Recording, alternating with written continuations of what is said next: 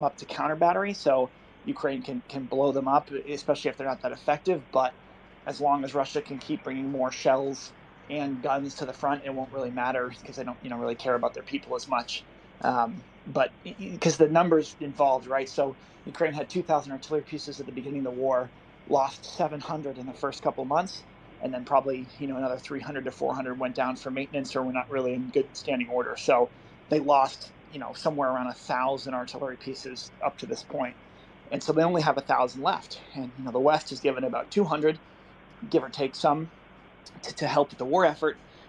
In comparison, Russia has 7 to 12,000 pieces on the front right now, right? So it's just a massive numerical superiority in number, not necessarily the people, but in the number of systems brought to bear. And that's why the ability of Russia to even do 1 to 3 month contracts of bringing people to the front, that's huge, because basically people go to the front, shoot their artillery until they die, next troop comes in, and even if they're not that well trained, they can kind of keep this up for a very, very long time. Yeah, thank you, CJ. Let's go to Ian Nixon. My question is artillery, specifically 105 millimeter. I think the British are training, and I think they're thinking about giving away several 105 guns. But I'm assuming normally its purpose is that it's light, it can be taken with advancing troops much more easily and moved around a lot more easier.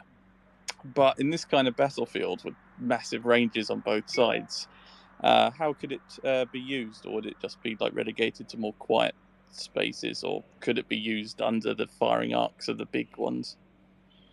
Well, Ian, you're in luck. I was a former 105 commander, so that's the system I know better than 777s. But it's I've heard reports that British are sending trainers to Germany, or they're training them in Great Britain somewhere, and also New Zealand has also sent trainers too. So somewhere between 40 and 120 artillerymen, specifically training Ukrainians in the systems. What's interesting though is I have not seen any reports of those systems being delivered by any country, and America has several thousand that we've bought from the British, the Mark 119 or Alpha 3s, which is what I used in Germany and Italy.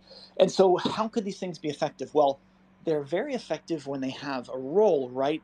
When you're using every artillery piece in your arsenal to, this goes for any type of weapon, to just hold off the Russian horde, then that becomes a question of, well, do you really want a 105 going up against 10, 152 pieces? And the answer is no, not necessarily. But with the addition of HIMARS from the US and MLRS from Britain and Germany, you get in a situation now where you can actually fill that tactical role of, light artillery. This is basically the way it could be used in Russia is if you have a spot without much Russian artillery that's open exploitation, you can, whether it be a corridor that's very difficult to get people through, like swamps, rivers, mountains, these things become the only artillery system in play.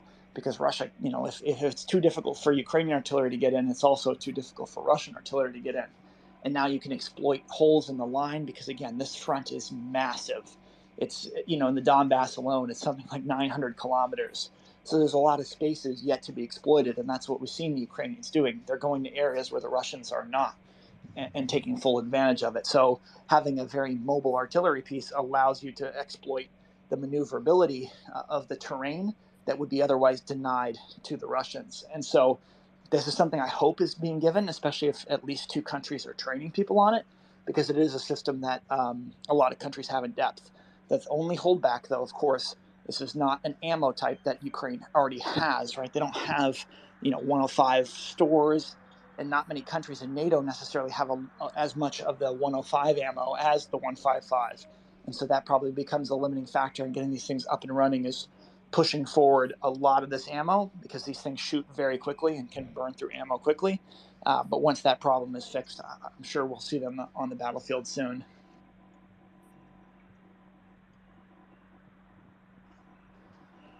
Yeah.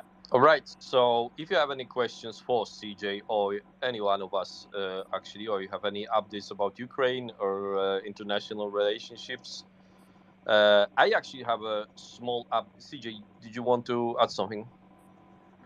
I can wait. No, go for it, Maciej. If you got an update, I have an update as well. So it's maybe probably better for another time where Winks will be and some of the maritime experts. But I'm curious what your opinion is, because this is a kind of strange news that broke, I think, only in Poland. I did a research in English, at least speaking media. I didn't see, or maybe it just but I don't think it was reported. So in Polish media, uh, Polish envoy to the UN was on Polish radio today's morning, and he said that there is an agreement on the table in the UN that will basically unblock the Odessa port. And unofficially, I was talking to some people, and they seem to think, of course, I think there would be reluctance on part of many people in this space, from what I heard, to basically believe them. But what they seem to think is that this is pretty much done deal. And the difference between this one and the ones that were happening in the past is that Ukrainians are party to it, that Ukrainians are basically accepting it. The timeline is supposed to be that sometime in this week, the Russian delegation and Ukrainian delegation and the UN delegation would meet in Istanbul, and they would strike this deal. And supposedly it would be a UN mission, and the ships would go through. I know some more details that just were revealed to me off the record, but it's just an interesting thing. I know Axel, for example, thinks that it's gonna be another empty agreement, basically, and it's not gonna work. I was asking people, knowing what I know from this space, also how the mine sweeping operation would work and stuff like that. But nobody was able to provide me with details. But they thought well, if the Russians were privy to it, and the Russians that was their answer, right? The Russians would basically lead the ships through the minefields. I don't know if that's even feasible, actually. If you can just, without minesweeping operation, just move merchant ships to those boxes and basically lead them through a minefield, right? But and the another info was that maybe Greeks are interested in providing their merchant vessels as means of transporting the Ukrainian grain. And yeah, there is a whole procedure in place, supposedly, again. But what he said, that the agreement is in place and it's gonna be done sometime this week, it's actually on the record, and it was said in Polish media. So I don't know if you guys, any of you guys, have any thoughts about it, how feasible that is and how possible. I mean, I'll start off because I like to be optimistic. I mean, I think there's, there's a pretty large precedent there from past UN operations.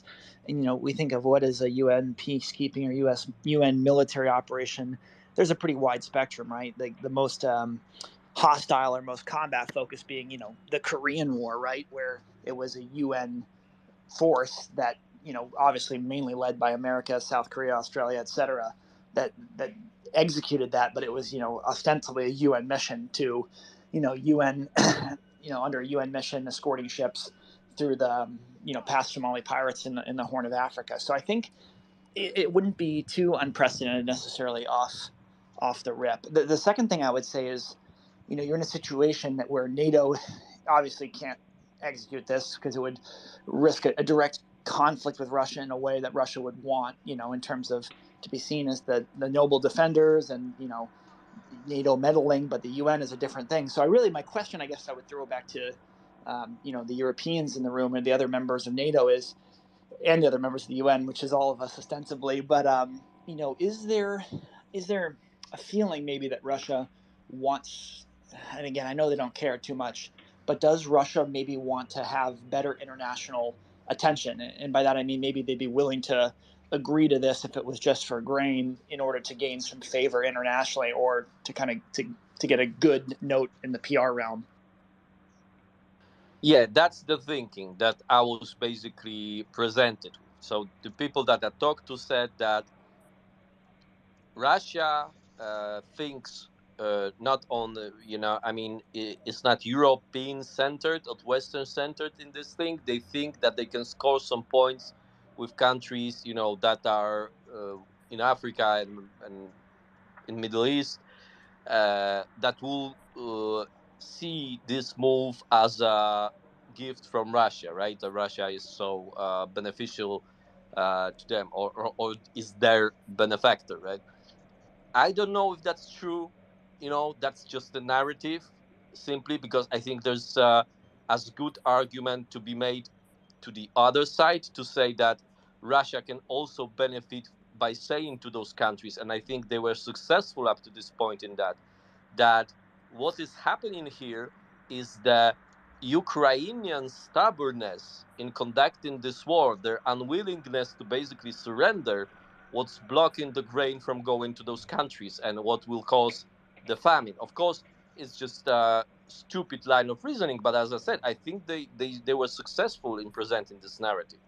So, yeah, I think if they will be willing to do so, that might be a situation where I think they are forced to do so. So they need to do that because they feel they need to do that, right?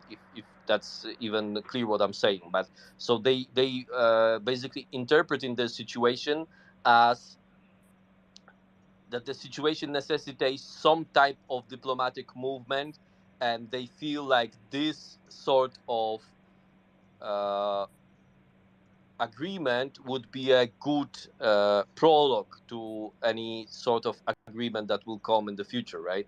If that makes sense. No, it definitely does, and I think you made me think of like the most important point. If this thing were to take place, which hopefully it's a reality, because Ukraine's economy is just as important, if not more important, than their military is.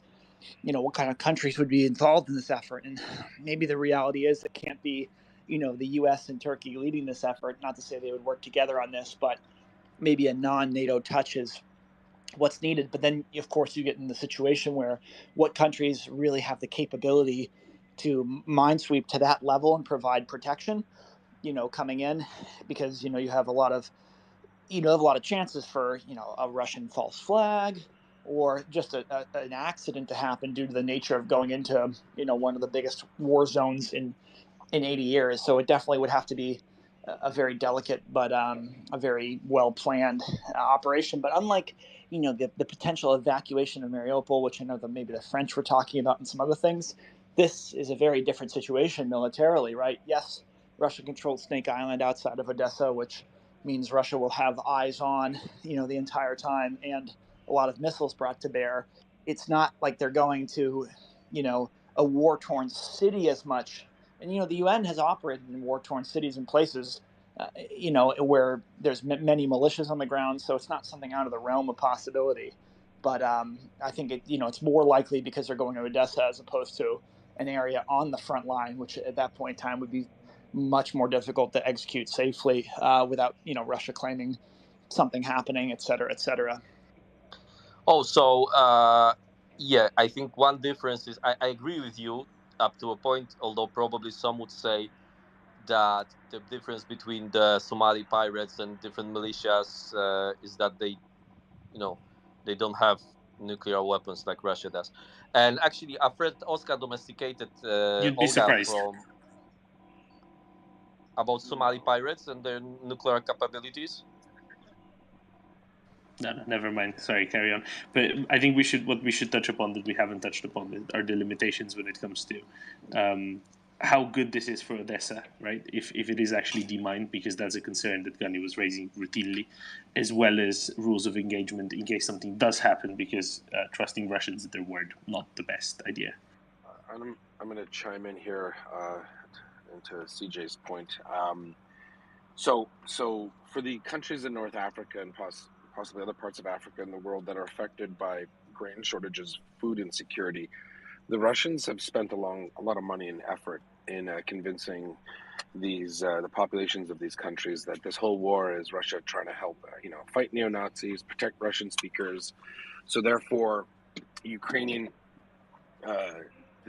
defense its country, of their country, is really intransigence. It's just the Ukrainians being, as CJ said, stubborn, and then if they just stop fighting, which is the most ridiculous thing anyone's ever heard, stop resisting so I can finish beating you up quicker. No one in their right mind would think this is normal. But having said that, obviously the Russians have made a lot of hay of this whole situation, and they've obviously behaved in a way which tries to paint them obviously in the best picture possible, the best light, and when they're communicating with their allies in these parts of the world, that's the same message that their leadership is giving to their people. However, at the end of the day, food is still food. You can't eat Russian words and you can't eat Russian promises if you're sitting in Africa. So there comes a point where the Russians probably feel that the juice isn't worth the squeeze.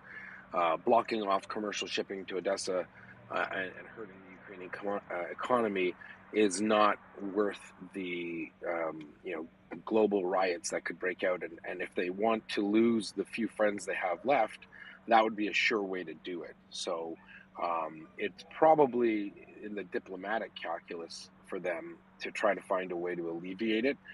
Is it possible? I don't know. I'm not a Navy person. Is it feasible that they'd be able to do that successfully? Do I think they know where their minds are? I don't think they care. I don't think they know.